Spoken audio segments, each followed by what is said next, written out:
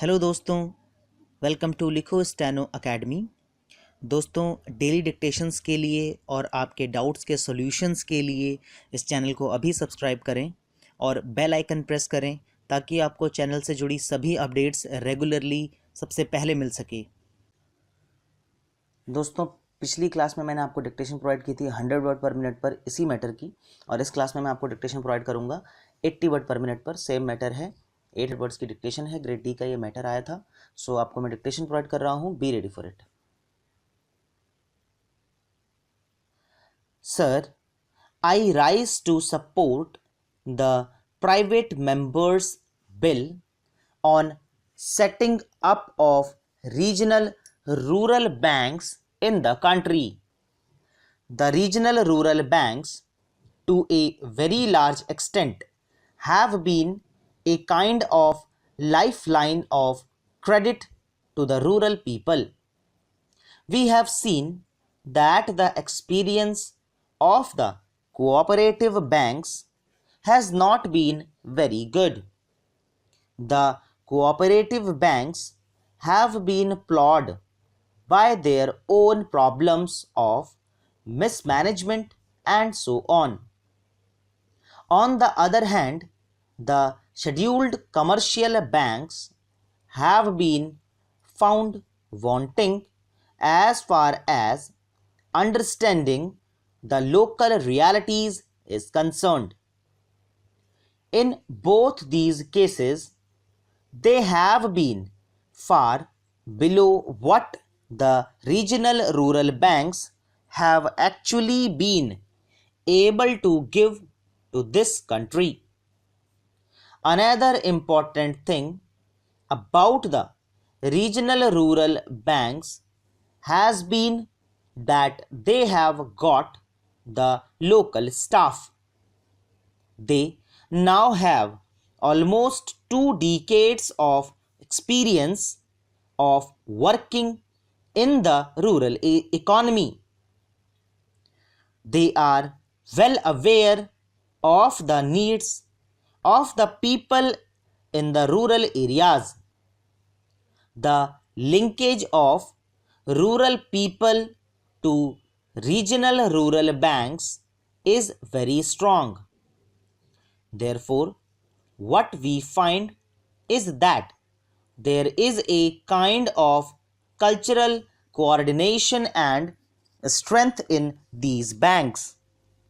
Sir, the regional rural banks have been suffering because of non-prudent banking policies and practices that they have been following for a long time.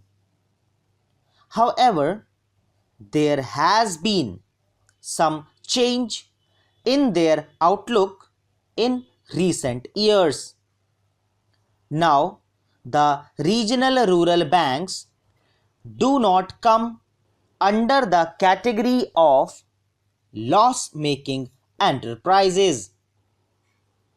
They have now become the profit-making institutions. There are regions in the country that are some of the most backward and the poorest regions of the country. There are also areas where concentration of business potential is not there so much as in other areas.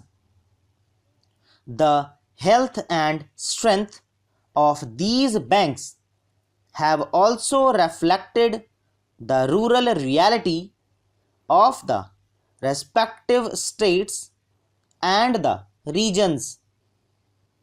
The regional rural banks are strong because of the local character. They reflect local realities. This character tends to get weakened if we amalgamate them with other commercial banks. There is no problem of having supervisory institutions that can help these banks to move to more profitable and efficient banks. If we pool the strengths of many of these banks, it will be a far more effective medium. If we look at the international practices that are being followed, especially in the United States, we find that one of the strengths of the banking infrastructure in the United States is the focus on tremendous regional aspects. Of course, they have a very highly and well regulated atmosphere in the sense that banks, by and large, conform to prudent practices.